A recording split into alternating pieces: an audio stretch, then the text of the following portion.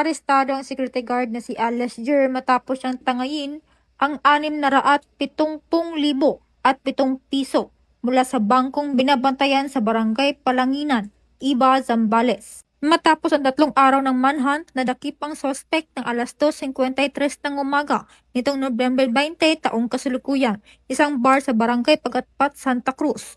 Nasamsam sa kanya ang baril, mga sachet ng shabu at isang granada. Ditinido na siya sa ibang municipal jail at naharap sa kasong robbery at carnapping. Patunay ito na determinado ang kapulisan na tugisin ang mga kriminal at panatilihin ang seguridad ng publiko. Dahil ito ang bagong PNP para sa bagong Pilipinas, serbisyong mabilis, tapat at nararamdaman.